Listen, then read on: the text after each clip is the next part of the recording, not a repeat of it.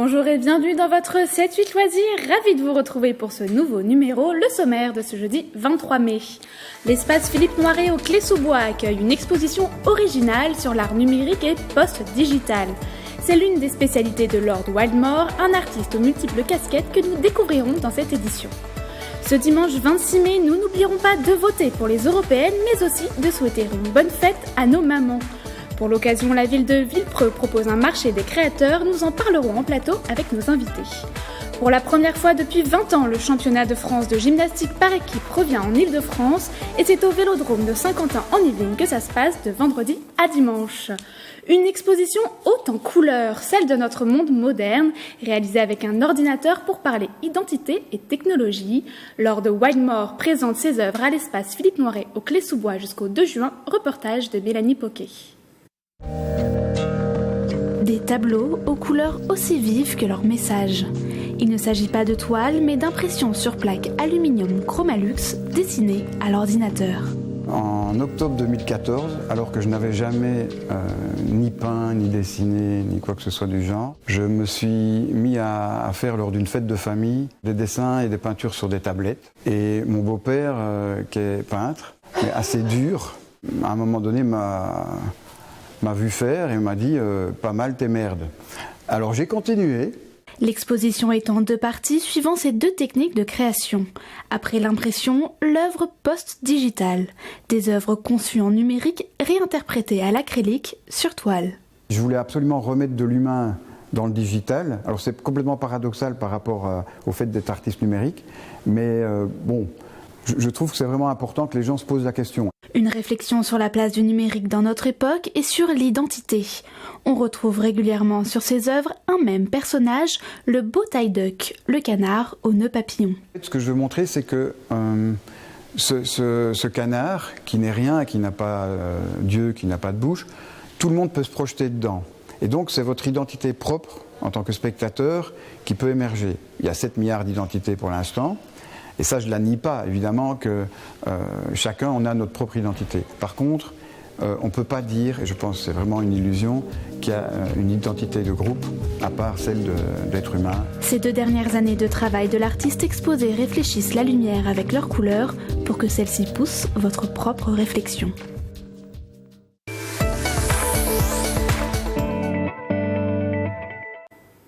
Dimanche, c'est la fête des mères et si vous n'avez toujours pas trouvé la bonne idée et souhaitez éviter le collier de pâtes ou pire l'aspirateur, Villepreux vous propose un marché des créateurs spécial. Avec nous en plateau, Sylvie Sevin-Montel, deuxième adjointe au maire de Villepreux en charge de la communication, la sécurité et le protocole, et Manon Vallée, créatrice de bijoux en bois. Bonjour. Bonjour. Alors, pourquoi ce marché artisanal qui fête les mamans à Villepreux ? Bonjour, parce que ça fait déjà plusieurs années qu'on organise un marché qui fête les mamans. Ça fait déjà, même au premier mandat, on le faisait déjà. On fait pareil au moment de Noël. Et c'est pour nous très important au printemps de faire une manifestation qui honore les mamans. C'est l'occasion de faire plusieurs animations. On fait ça pour la première fois, par contre, on fait ça sur toute la journée. En général, c'était que le matin. Donc là, on s'est dit que ça valait le coup, vu le succès que ça peut avoir, de faire ça de 9h à 17h. Et donc, on y tient, les élus sont tous présents et on a pas mal d'animations avec le maire. On offre une rose, notamment à toutes les mamans villepreuxiennes qui viennent nous voir. Et ça, on le fait déjà depuis un paquet d'années, on y tient énormément. Beaucoup de contacts. Une rose, et j'ai entendu parler de coccinelle, de l'art de coccinelle. Alors oui, alors cette année, pour la 2e édition, l'année dernière, ça avait eu lieu au moment de la fête de la ville. Là, on en a profité par rapport à la saisonnalité, ça avait plus de sens que ça se fasse là, fin mai. On offre, alors c'est un peu pas illimité, parce c'est un certain nombre de boîtes, mais on offre des coccinelles qui sont justement pour lutter contre les pesticides, etc. Donc c'est un anti-puceron naturel. Et donc on offre pour la 2e année consécutive, là c'est à l'occasion de la fête des mères, des pucerons villepreusiens qui, pour encourager l'ensemble des villepreusiens, ne plus du tout utiliser de pesticides sur la ville. Comme nous déjà, la ville, on est en zéro phyto au niveau des services des espaces verts. On encourage le plus possible cette démarche-là sur Villepreux. Donc il y aura des animations, des exposants, des créateurs, combien à peu près ? Il y en a une petite vingtaine, quasiment 20, qui viennent à la fois de Villepreux, c'est vraiment du local, et d'Île-de-France, donc des régionaux. Tout ça pour vous dire que notre axe, c'est aussi On en revient, c'est très à la mode actuellement et c'est très justifié. On est vraiment en circuit court là aussi. Le circuit court, ce n'est pas que l'alimentaire. Donc, il n'y a pas de produits qui viennent de Chine, il n'y a pas de produits qui viennent de l'autre bout du monde. On est sur du local, on est en circuit court, en développement et en encourageant les initiatives locales comme Manon. Justement, j'allais y venir. Voilà. Parmi tous les exposants, vous serez là, Manon Vallée. Donc, oui. Vous, qu'est-ce que vous nous proposez ? Eh bien, moi, j'ai un stand de bijoux, des bijoux écologiques. C'est-à-dire que je vais essayer d'utiliser des matières vraiment qui soient naturelles, comme des fleurs, du bois, des gemmes aussi. Et j'essaye vraiment le plus possible qu'il n'y ait pas de déchets. Donc j'évite vraiment tout ce qui va être plastique. Même mes petites pochettes sont faites de lin. Et je fais tout chez moi. Donc circuit très très court pour le coup sur le stand là de samedi. Voilà, il n'y a que moi qui suis dans ma société et je fais tout chez moi, toute seule, le site internet et les bijoux. Et voilà, donc fais du maison pur et dur. Donc justement, on pourra retrouver toutes vos créations aussi sur votre page Facebook, je crois. Et donc vous êtes là samedi. Donc le marché, c'est 9h-17h 9h-17h et on encourage fortement des démarches comme Manon, parce qu'elle est très jeune, elle a 23 ans. C'est une toute jeune chef d'entreprise. Donc on tient vraiment à pousser au maximum les jeunes créateurs à Villepreux. C'est notre rôle aussi en tant qu'élus de promouvoir ce genre d'initiative.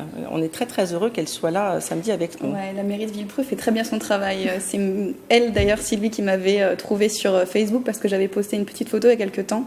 J'avais eu un stand dans la ville.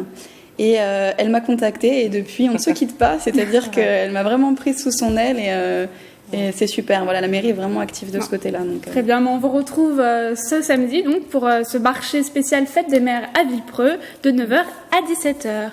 Et avant la fête des mères, il y a la fête des voisins, ce vendredi 24 mai. L'idée vient d'une bande de copains du 17e arrondissement de Paris. La toute première a eu lieu en 1999. La fête des voisins fête donc cette année ses 20 ans. Elle a regroupé 9 millions de fêtards l'année dernière en France. Pour cette édition 2019, 22 communes yvelinoises se sont inscrites auprès de l'association initiatrice et se font les relais de cette fête. Chaque citoyen pouvait récupérer des kits en mairie afin d'organiser au mieux les festivités. Pour vous évader jusqu'au Cambodge, voici votre rubrique dans les salles saint-quentinoises de Patrick Jacques de Dixmude.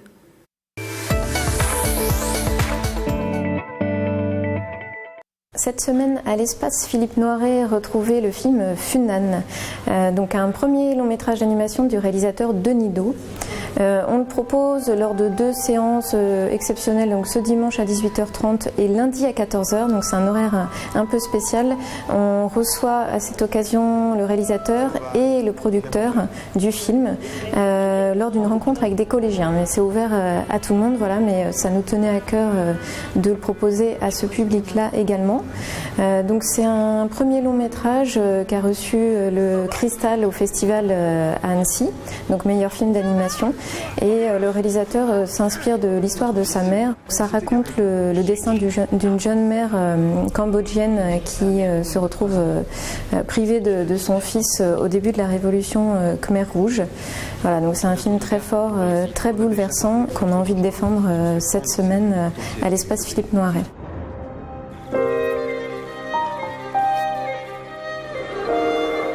Je vais le ramener, Chou. Je te le promets. Ankar, le Parti communiste, a réuni tout le peuple khmer. Il sera bon avec vous, peuple nouveau. Je crois que j'ai retrouvé Sauvan. T'as pas le droit d'abandonner, Chou. Pas maintenant.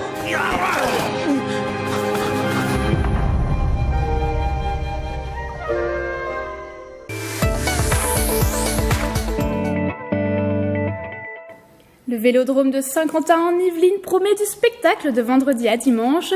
Pas de cyclisme mais de la gymnastique. Le club de gymnastique Elancourt-Morpas accueille les championnats de France par équipe. Une première pour le club qui fait ainsi revenir la compétition en Île-de-France. Cela faisait 20 ans que ces championnats n'avaient pas eu lieu dans la région. La GEM a même des espoirs. 5 de leurs athlètes sont revenus avec des médailles au dernier championnat de France individuel. Un record pour le club. La compétition commence vendredi dès 8h40 jusqu'au dimanche 14h30. 600 scolaires pourront découvrir la gymnastique avec de la pratique à l'île de loisirs et bien sûr assister à la compétition le vendredi. Un échange est même prévu avec des athlètes. Le responsable de l'organisation était sur le plateau du 7-8 Journal ce mardi 21 mai. C'est à peu près 250 équipes, ça représente 1500 gymnastes qui viennent de toute la France, y compris de l'outre-mer. Voilà, et on est à peu près un peu plus de 200 bénévoles actuellement sur le championnat de France. Il y a les divisions de 1 à 6, donc la division 1 étant la meilleure des divisions nationales. Donc en effet, on a des athlètes de haut niveau qui seront là, on a des jeunes filles de l'équipe de France qui seront également là puisqu'elles font partie des équipes dans la division nationale 1. Voilà, donc on aura normalement du bon niveau ce week-end. À quelques semaines de la Coupe du Monde, on commence par encourager les Yvelinoises. Samedi 1er juin, c'est la journée du foot féminin. Cette année, c'est Elancourt qui accueille ses finales des différents championnats féminins du district des Yvelines. Les filles au foot, les U11F et les U13F le matin et toutes les finales départementales l'après-midi pour une grande finale de la Coupe des Yvelines Senior F à 16h45. La présidente de la section football de l'Olympique Sporting Club d'Elancourt vous donne rendez-vous. C'est ouvert à tout le monde, donc là les clubs se sont inscrits pour venir participer, mais effectivement c'est la fête du foot, il va y avoir des ateliers, donc des ateliers techniques, des quiz, il va y avoir un stand Coupe du Monde où toutes les petites vont pouvoir venir, on va essayer de faire une petite surprise pour l'entrée des seniors foot à 11 pour la finale, mais ouais, il va y avoir plein d'animations, ça va être une belle journée. Et le football féminin, c'est justement le thème de notre 7-8 dossier du mois. Vous pouvez le retrouver en replay sur notre site internet. Et maintenant, direction Provins pour voir de drôles d'oiseaux.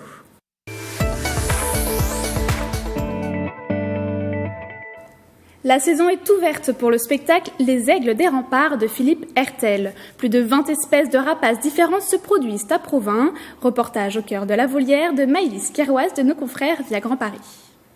Des aigles pêcheurs venus d'Amérique du Nord, des hiboux d'Asie centrale ou encore des caracaras d'Amérique latine. Bienvenue à Provins, dans la volerie d'une vingtaine d'espèces de rapaces. Ici, comme chaque matin, les oiseaux sont chouchoutés avant le spectacle. Et c'est surtout la pesée qui sera déterminante pour mener à bien la représentation. En fait, les oiseaux volent pour se nourrir, donc il est important pour nous de connaître l'état de forme, c'est parce que les oiseaux volent avec un poids d'athlète. Et cette pesée nous permet de savoir si l'oiseau va avoir envie de voler aujourd'hui, puisqu'on va le présenter quotidiennement en spectacle. Et ça nous permet également de déterminer quelle quantité de nourriture on va devoir lui donner, puisqu'on les nourrit pendant le vol, pendant le spectacle, puisqu'à chaque arrivée sur le gant, ils trouvent un petit morceau de viande. Mais la pesée donc, va nous permettre également de savoir qu'est-ce qu'on va leur donner, s'ils sont un peu trop hauts en poids ou trop bas. Car les oiseaux doivent être prêts pour le spectacle de cet après-midi. Ils vont se présenter à un public heureux de découvrir l'histoire de l'art de la fauconnerie. Les faucons sont étudiés pour la vitesse, grâce à leur morphologie en forme de goutte d'eau, mais aussi à leurs ailes. Chaque année, près de 90 000 spectateurs viennent admirer les aigles des remparts. Une heure de show qui retrace le lien indéniable entre les oiseaux et les hommes. On démarre avec le vol du faucon dans un tableau du Moyen-Orient. Ensuite, on transporte vite le spectateur dans le médiéval, puisque c'est l'âge d'or de la fauconnerie en Europe. On va retrouver des petits oiseaux de chasse, comme les petites buses. Et bien évidemment, on a un tableau aussi kazakh, parce que dans les steppes d'Asie centrale, il y a beaucoup de chasse à l'aigle. Donc c'est là qu'on rencontre aussi l'harmonie entre l'homme, l'oiseau et le cheval. Donc effectivement, on transporte de petites scénettes en scénettes comme ça. Et en mettant en évidence aussi le vol de chaque oiseau, on transporte le visiteur dans différentes ambiances. Un spectacle au plus près des rapaces et des fauconniers, à découvrir jusqu'en novembre dans la ville médiévale de Provins. C'est la fin de ce numéro. Bonne fête à toutes les mamans et plus particulièrement à la mienne. Bonne semaine sur TV78.